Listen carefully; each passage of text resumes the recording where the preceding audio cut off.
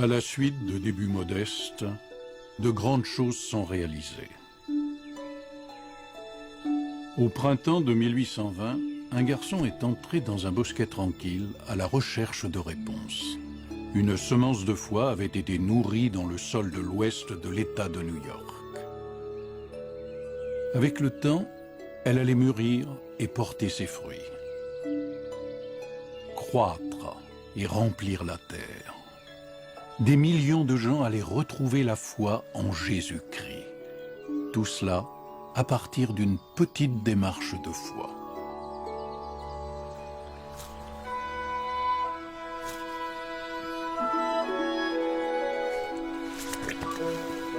Joseph, à l'aide!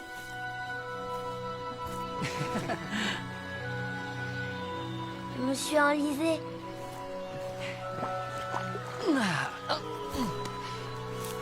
J'ai glissé.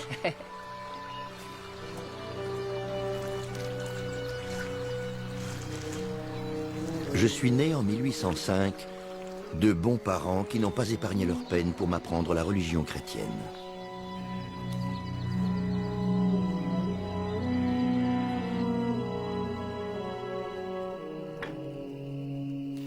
Merci, Catherine.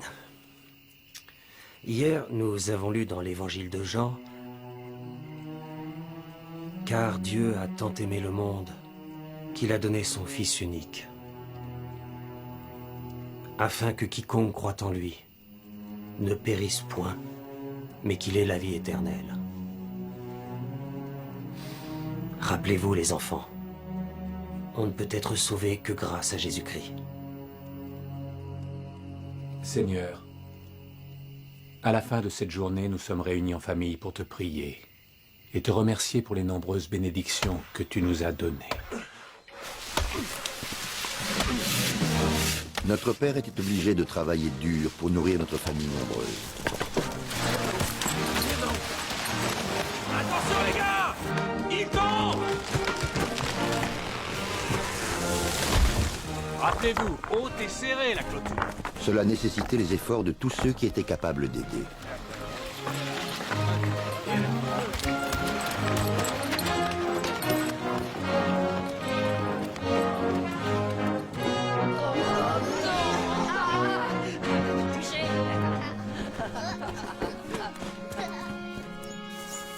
Déjà très jeune, je commençais à beaucoup me préoccuper du bien-être de mon âme. Il y eut dans l'endroit où nous vivions une agitation peu commune à propos de la religion.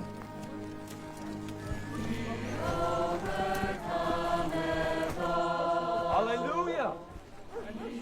De grandes multitudes s'unirent aux différents partis religieux, ce qui causa pas mal de remue-ménage et de divisions parmi les habitants. Les uns luttant pour une église, les autres pour une autre. Qu'il soit comme la paille, emporté par le vent. Frère, avez-vous été sauvés? L'avez-vous été? Combien d'entre vous ont été sauvés? Avant la création du monde, Dieu a décidé Qu'est-ce que signifie qui de sauver? vous serait sauvé. J'aimerais bien le savoir, moi aussi. Or, Dieu nous a répété dans les Écritures que l'homme déchu ne peut pas être sauvé. Seul Dieu peut nous sauver. Mais s'il ne le veut pas, cela ne sera pas. Qui se saisira de sa main puissante s'il l'attend? La grâce de Dieu suffit au salut de tous les pécheurs. Alors, mes frères et sœurs, avez-vous la foi? Et êtes-vous prêts à donner au Seigneur la preuve de votre foi?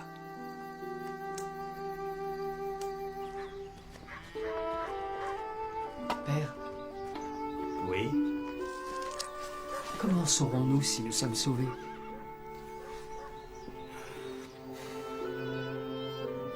Je ne pense pas que Dieu veuille seulement sauver quelques-uns de ses enfants, Joseph. Mais je crois que tu peux connaître ta situation. Tu te rappelles ce que dit la Bible? Demandez et vous recevrez. Si nous demandons avec foi, Dieu nous montrera quoi faire.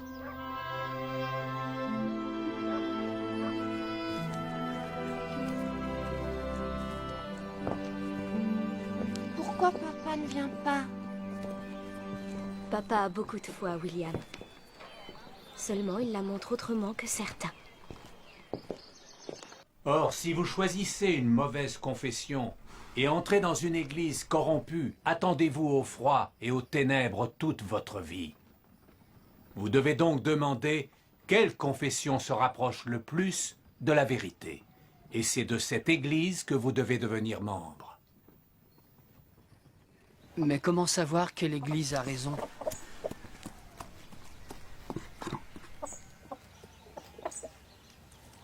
Il faut demander à Dieu de nous faire savoir ce que l'homme ne peut ni donner ni reprendre. La Bible dit qu'il y a un seul Seigneur et une seule foi, Joseph. Alors, pourquoi les confessions ne sont pas d'accord? Chacun de nous essaie de trouver la réponse qui est juste pour lui. Mais ne devrait-il pas y avoir une seule réponse juste pour tous?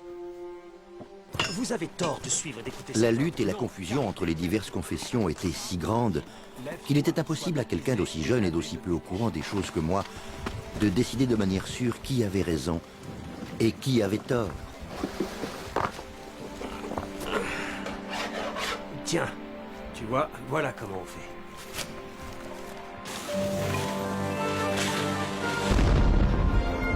Mes chers citoyens de Palmyra, nous célébrons aujourd'hui l'anniversaire de notre liberté.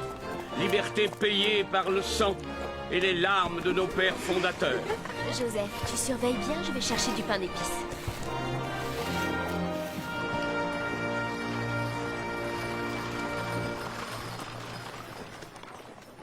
Tu ne viens plus à l'église, Joseph?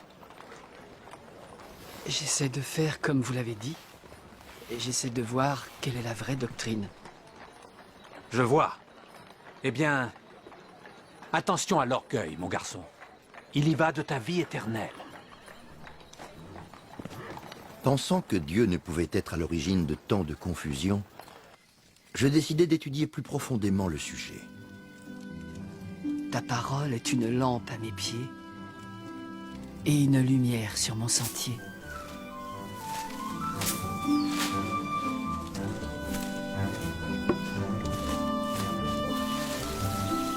Joseph, tu te fais trop de soucis. J'essaie seulement de faire ce qui est juste, Aldine. Je sais. Pendant cette période de grande agitation, mon esprit fut poussé à réfléchir sérieusement et à éprouver un grand malaise. Mais je me tins à l'écart de tous ces partis, tout en suivant leurs diverses assemblées aussi souvent que j'en avais l'occasion.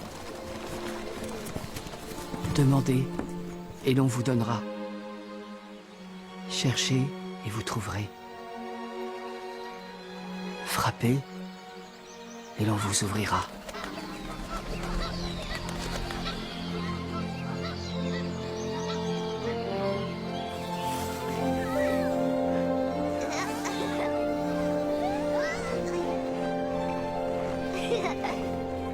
Car quiconque demande, reçoit. Et celui qui cherche, trouve. Père, il nous faut plus de farine.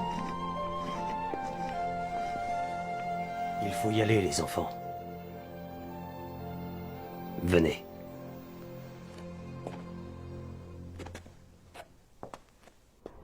Croire que Dieu répond aux prières équivaut à croire qu'il ne gouverne pas, mais est gouverné par les prières humaines.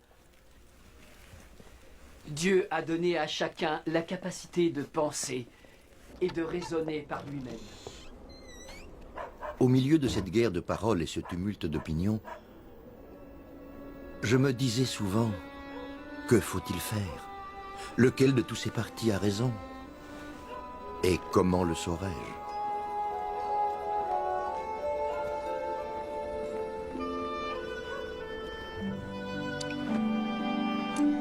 Alors, qu'en penses-tu?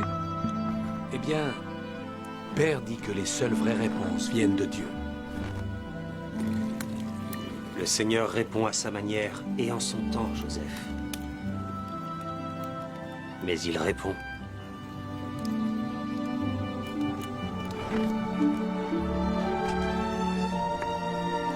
Si donc vous savez donner de bonnes choses à vos enfants, à combien, plus forte raison, votre Père qui est dans les cieux donnera-t-il de bonnes choses à ceux qui les lui demandent?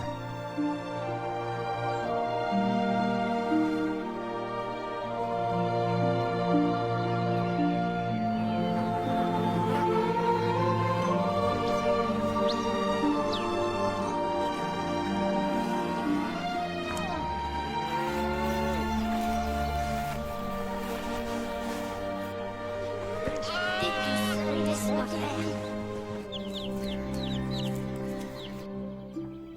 Si quelqu'un d'entre vous manque de sagesse, qu'il la demande à Dieu, qui donne à tous simplement et sans reproche, et elle lui sera donnée.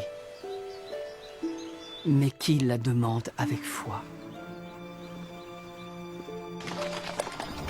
Jamais aucun passage d'écriture ne toucha le cœur de l'homme avec plus de puissance que celui-ci ne toucha alors le mien. Il me sembla qu'il pénétrait avec une grande force dans toutes les fibres de mon cœur. J'y pensais constamment, sachant que si quelqu'un avait besoin que Dieu lui donne la sagesse, c'était bien moi, car je ne savais que faire. Le Tout-Puissant nous dit que notre salut éternel dépend de notre Les foi. professeurs de religion comprenaient si différemment les mêmes passages des Écritures que cela faisait perdre toute confiance à régler la question par un appel à la Bible. Ceci se trouve dans les Écritures. J'en vins à la conclusion que je devais ou bien rester dans les ténèbres et la confusion, ou bien suivre le conseil de Jacques, c'est-à-dire demander à Dieu.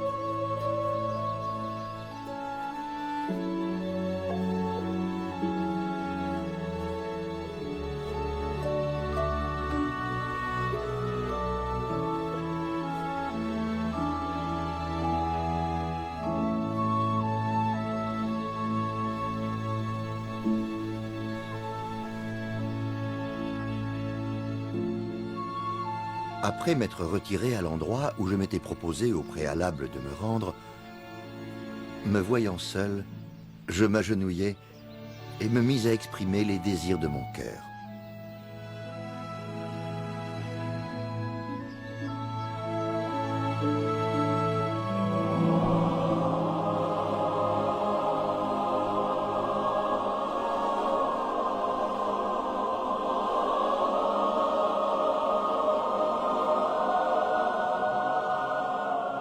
Je vis exactement au-dessus de ma tête une colonne de lumière, plus brillante que le soleil, descendre peu à peu jusqu'à tomber sur moi.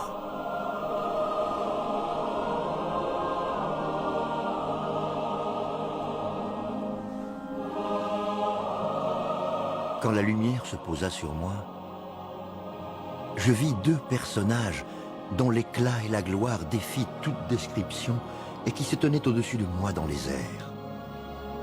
L'un d'eux me parla, appelant par mon nom, et dit en me montrant l'autre: « Joseph, celui-ci est mon fils bien-aimé. Écoute-le. »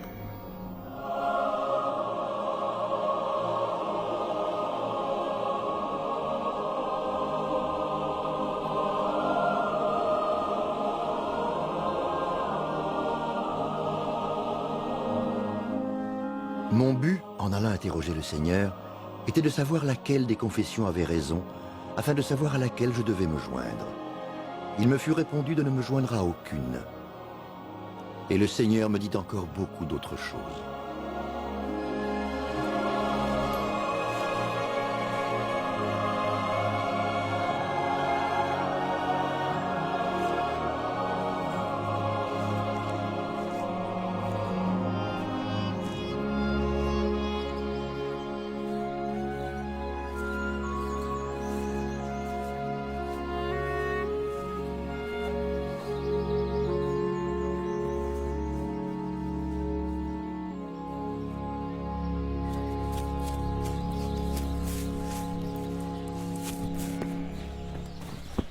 Mère!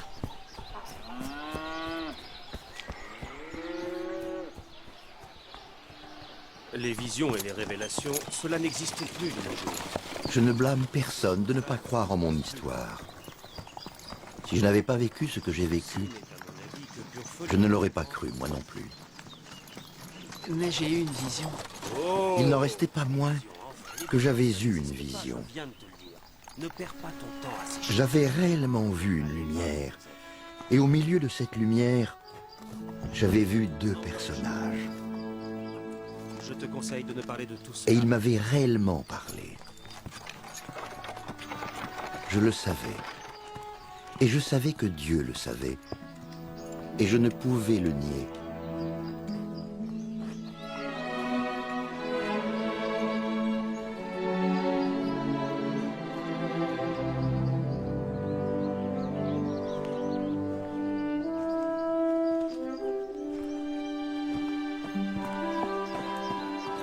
Sept ans plus tard. La vérité de toute œuvre se voit aux bénédictions qui en découlent. On dirait que tu as là un gros sac de blé. Joseph avait été appelé par Dieu. Il avait une œuvre à accomplir. Par son intermédiaire, le Seigneur révéla de nouvelles écritures. Un livre qui contient la plénitude de l'Évangile. Il n'y aura aucun autre nom donné par lequel, Il fut traduit par le don et par le pouvoir de Dieu, si ce n'est dans et par le nom du Christ. et publié sous le nom de Le Livre de Mormon, un autre témoignage de Jésus-Christ. Eh bien, monsieur Smith, qu'en pensez-vous? Et si vous demandez d'un cœur sincère, avec une attention réelle, ayant foi au Christ, il vous en manifestera la vérité par le pouvoir du Saint-Esprit. Et par le pouvoir du Saint-Esprit, vous pouvez connaître la vérité de toutes choses.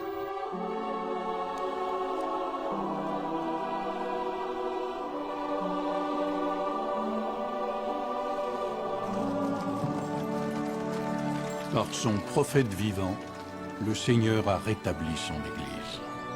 C'est de cette façon que nous nous organisons. La plénitude de l'Évangile, belle et simple, était de nouveau disponible.